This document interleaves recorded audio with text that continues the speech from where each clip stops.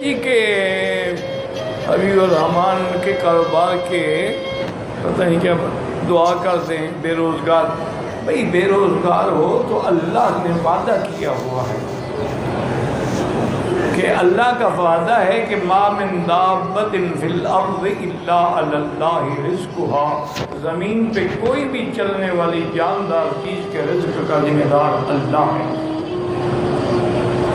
آپ اتنا مہربانی کریں کہ من یتق اللہ یجعل لہ مخرجا.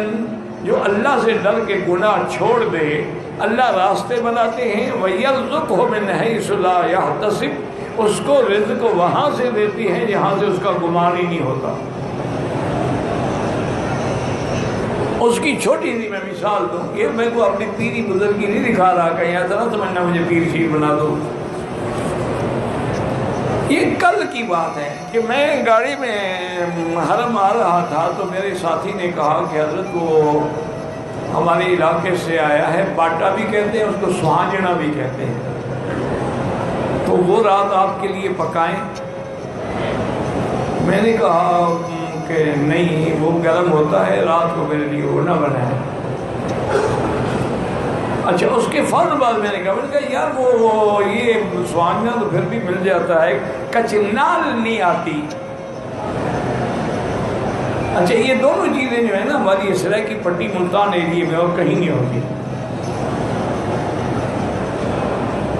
تو اس نے کہا کہ جی انشاءاللہ ابھی دیکھتے ہیں کوئی بندے ملتان سے آنے والے ہیں تو ان کے دل میں لگائیں گے کہ وہ آپ کے لیے کچنال لے آئیں. میں کہا ٹھیک. آج عصر کی نماز پڑھ کے میں بیٹھا تو میرے پرانا دوست ہے کہ ساتھ وہ آیا, وہ شاطر پکڑ میں کہ یہ کیا کہتے جی کچنال لایا ہوں آپ کے لیے.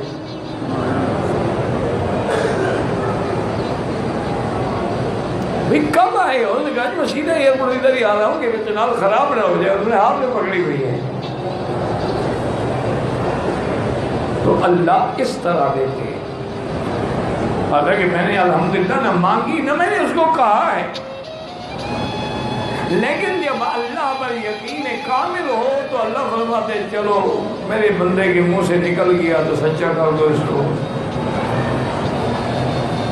تو اس لیے دو باتیں یاد رکھیں. ایک گناہ چھوڑ دو. جب تک گناہوں میں رہو گے کبھی نہ اطمینان قلب ہوگا نہ رزق حلال ہوگا. اور ہمیشہ دیکھو نا, آگ ہو, آگ پر پیٹرول ڈالو, آگ بڑھے گی, کم تو نہیں ہوگی نا. یہ آپ کا جو حسینوں سے عشق بازی ہے نا, اس سے آگ بڑھتی ہے, ٹھنڈی نہیں ہوتی. پیشاب سے کبھی کپڑا نہیں دھویا جاتا. آپ توبہ کریں, گناہ چھوڑ دیں, اور استغفر اللہ الذی لا الہ الا هو الحی القیوم واتوب الیہ. یہ 2000 دفعہ روزانہ پڑھیں. ہر نماز کے بعد 2 تسبیح پڑھ لیں. مشکل کیا ہے؟ انشاءاللہ آپ دیکھیں کہ آپ حیران ہو جائیں گے کہ رزق کہاں سے آئے. اسی طرح ایک صحابی فرماتے ہیں کہ میں بڑا ہی اداس تھا, غمگین تھا, پریشان بیٹھا تھا کہ حضور پاک تشریف لائے.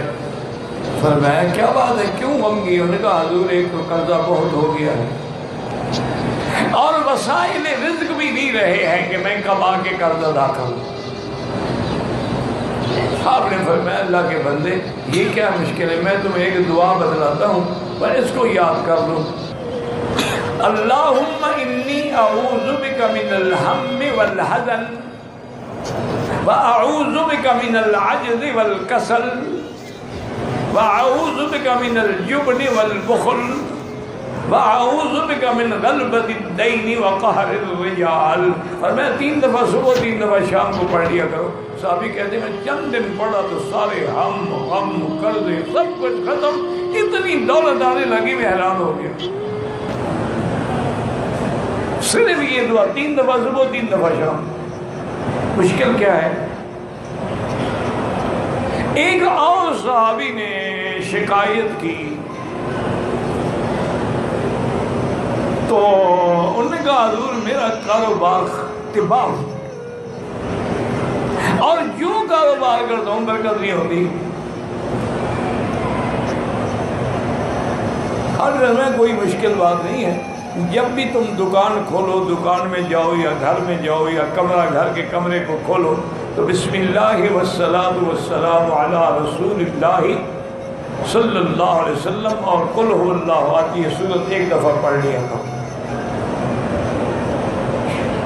اب کیا مشکل ہے جی؟ آپ نے دکان تو کھولنا ہے، گھر جاؤ گے کمرہ بھی تو آخر کھولو گے، بیڈ روم کھولو گے، ڈرائنگ روم کھولو گے، کہیں بیٹھو گے، ایک دفعہ سورت اخلاص پڑھنے کی کیا مشکل ہے؟ اور صلاۃ و سلام تو حضور پہ ہر مسلمان کلمہ درویشی پڑھتا ہے. اس نے کہا جی اللہ نے میرے رزق میں ایسے برکتیں ڈالی کہ میں مٹی کو ہاتھ لگاتا تھا اور سونا بن گیا. بھائی رزق تو مل سکتا ہے لیکن تم نہ لینا چاہو تو تمہاری مرضی. تم کہتے ہو کہ میں عقل سے کماؤں، انما اوتیتہ علی علم عندی، تو قارون نے کہا تھا، نتیجہ کیا نکلا؟ فخسفنا بہ وبدارہ الارض. اللہ نے فرمایا اس کو بھی، اس کی جائیداد کو بھی زمین میں دھنسا دو. حضرت نے فرمایا یتجلجل بہا الی یوم القیامہ، ایسے دھنسا جائے گا قیامت تک زمین. وہ کہتا تھا میرے پاس علم ہے، میں نے ایسے دولت کمائی، خدا نے مجھے تھوڑی دی. جیسے آج کل لوگ کہتے ہیں یار تم غریب ہو، تم جانتے کیوں نہیں ہو، تمہیں ٹرک ہی نہیں آتے کمانے کے.